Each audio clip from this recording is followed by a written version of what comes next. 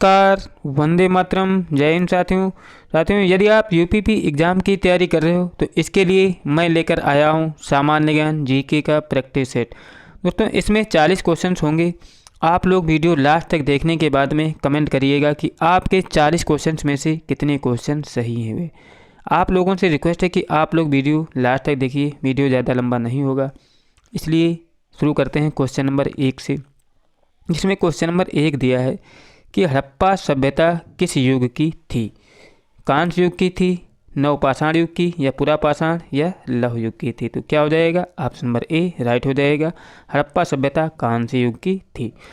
अगला क्वेश्चन है कि इंटीग्रल कोच फैक्ट्री कहाँ स्थित है। इंटीग्रल कोच फैक्ट्री कहाँ स्थित है? पेरम्बूर, मुंबई, चितरंजन या कोलकाता।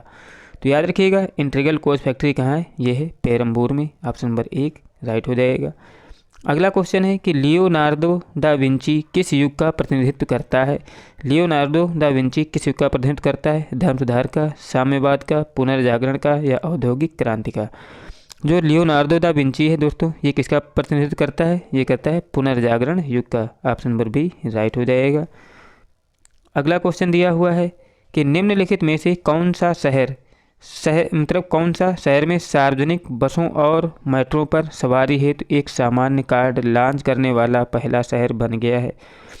तो मेट्रो पर सवारी हेतु एक सामान्य कार्ड लॉन्च करने वाला पहला शहर कौन सा है? दिल्ली है, लखनऊ है, मुंबई है या जयपुर है। तो क्या हो जाएगा दोस्तों? इसका ऑप्शन नंबर ए राइट हो जाएगा, दिल्ली शहर बन गया है। अगला क्वेश्चन है कि राज्यपाल को पद की शपथ किसके द्वारा दिलाई जाती है। राज्यपाल को पद की शपथ किसके द्वारा दिलाई जाती है? भारत के मुख्य न्यायाधीश, विधानसभा के अध्यक्ष, राष्ट्रपति या उच्च न्यायालय के मुख्य न्यायाधीश। तो क्या हो जाएगा दोस्तों? ऑप्शन नंबर डी राइट हो जाएगा। राज्यपाल को कौन शपथ दिलाता है? उच्च न्यायालय का मुख्य न्यायाधीश शपथ दिलाता है। अगला क्वेश्चन है कि BTH यूनिट किसकी मात्रक है। BTH किसका मात्रक होता है? तो लंबाई का हो जाएगा, ऊर्जा का हो जाएगा, शक्ति का हो जाएगा, इनमें से किसी का नहीं। तो दोस्तों जो BTH होता है किसका होता है? ऊर्जा का मात्रक होता है। ऑप्शन नंबर बी राइट हो जाएगा। अगला क्वेश्चन है कि अलकनंदा और भागीरथी नदियों का संगम स्थल कहाँ पर है।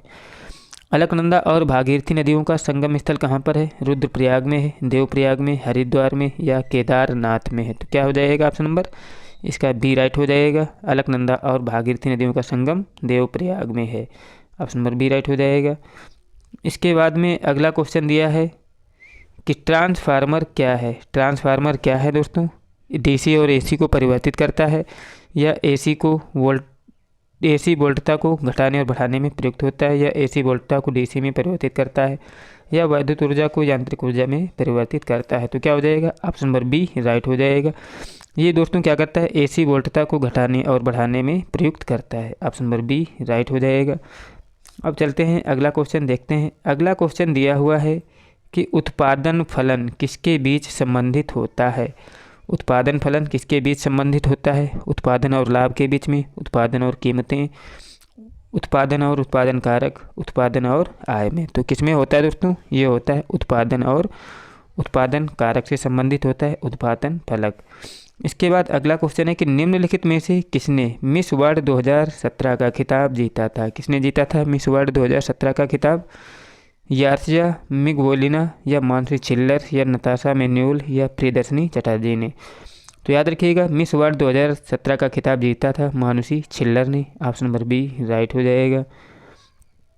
अगला क्वेश्चन है कि वित्तीय आपात स्थिति घोषित की जा सकती है। वित्तीय आपात स्थिति घोषित की जा सकती है किसके द्वारा? अनुच्छेद 360 लागू करके, अनुच्छेद 361 लागू करके, या अनुच्छेद 356 लागू करके, या अनुच्छेद 371 लागू करके। तो सबको पता होना चाहिए जो वित्तीय आपात होती है दोस्तों वो होता है अनुच्छेद 360 लागू करके घोषित की जा सकती है। ऑप्शन नंबर ए राइट हो जाएगा। अगला क्वेश्चन है कि भारतीय संविधान के किस संविधान संशोधन द्वारा प्रस्तावना में 2 शब्द समाजवादी और पंथनिरपेक्ष जोड़े गए थे। तो ये किसके द्वारा जोड़े गए थे? तो ऑप्शन नंबर बी राइट हो जाएगा। 42वें संविधान संशोधन के द्वारा समाजवादी और पंथनिरपेक्ष शब्द जोड़े गए थे। अगला क्वेश्चन है कि निम्नलिखित में से कौन सा युग्म सही सुमेलित है। तो कौन सा युग्म सही सुमेलित है? तो क्या हो जाएगा इसका? जो इराक है दोस्तों ये क्या है? मेसोपोटामिया की सभ्यता से संबंधित नहीं है। बाद बाकी क्या है, ताइवान फार्मोसा संबंधित है। और कंबोडिया कंपूचिया, इसका पूर्ण नाम, वर्तमान नाम, पूर्व नाम, ये दिए हैं इनके, याद रखिएगा। अगला क्वेश्चन है कि निम्नलिखित में से कौन सा युग्म सही सुमेलित है, कौन सा युग्म सही सुमेलित है। तो दोस्तों जो श्रीनगर है ये क्या है, चेनाब नदी के किनारे बसा हुआ है। ऑप्शन नंबर ये क्या है, ये गलत दिया है। बाद बाकी विजयवाड़ा जो है कृष्णा पर है, अजमेर लूनी पर है, नासिक गोदावरी के किनारे है। लेकिन चेनाब जो है, चेनाब के किनारे श्रीनगर स्थित नहीं है। ऑप्शन नंबर सी इसमें गलत दिया हुआ है। अगला क्वेश्चन दिया हुआ है कि निम्नलिखित में से कौन सा युग्म सही सुमेलित नहीं है। नदियाँ दी हैं और उनका संगम स्थल दिया है। जैसे अलकनंदा और भागीरथी कहाँ पर है, देवप्रयाग में है। और अलकनंदा और पिंडार रुद्रप्रयाग में है।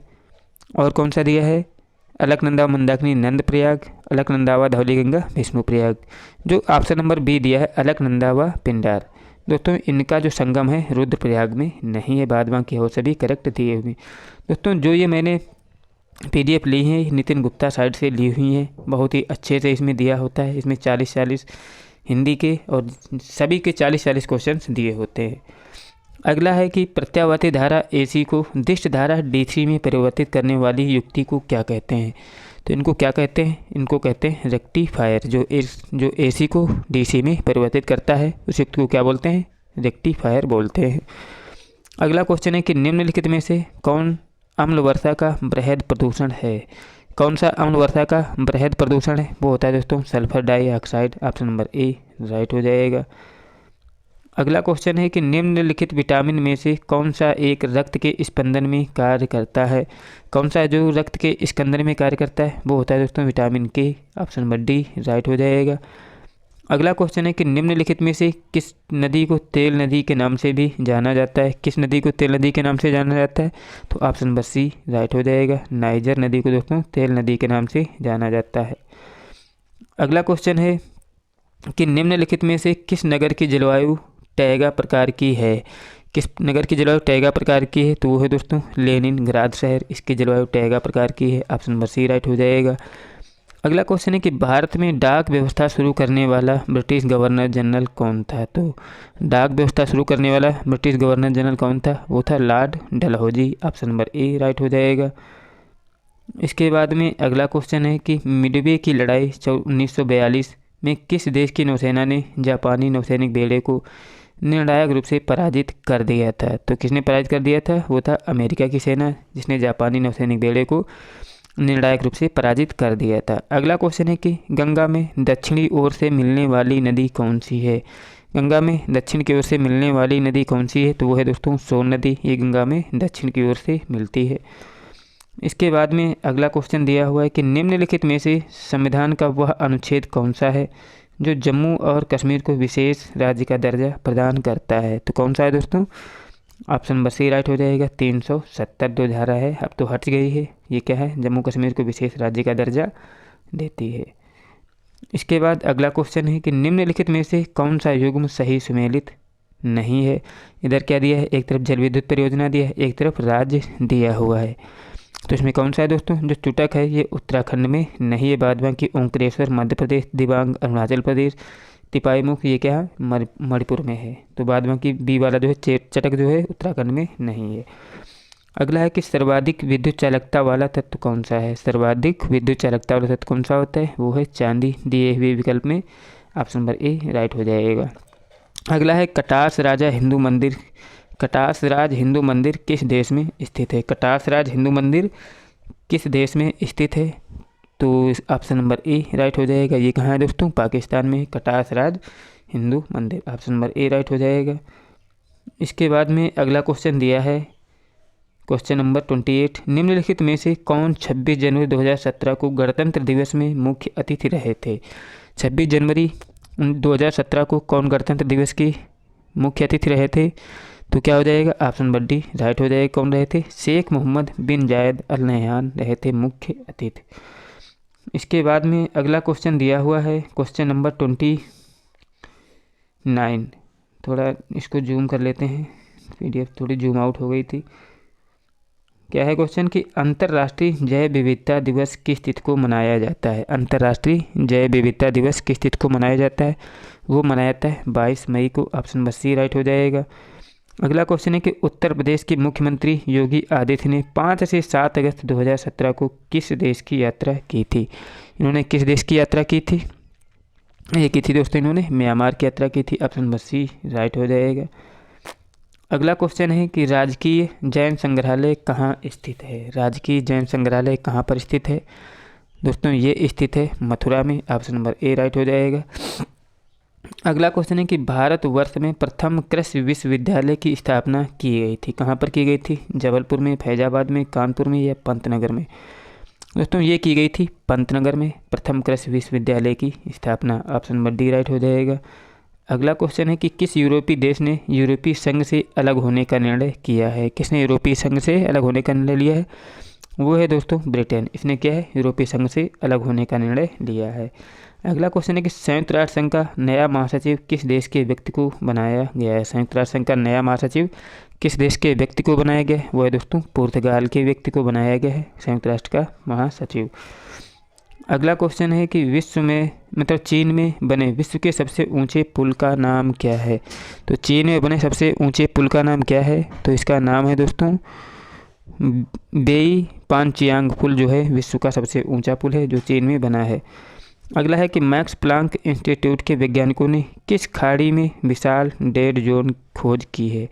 तो मैक्स प्लांक इंस्टीट्यूट के वैज्ञानिकों ने किस खाड़ी में विशाल डेड जोन की खोज की है दोस्तों, कहाँ की खाड़ी है, वो है बंगाल की खाड़ी। ऑप्शन नंबर डी राइट हो जाएगा।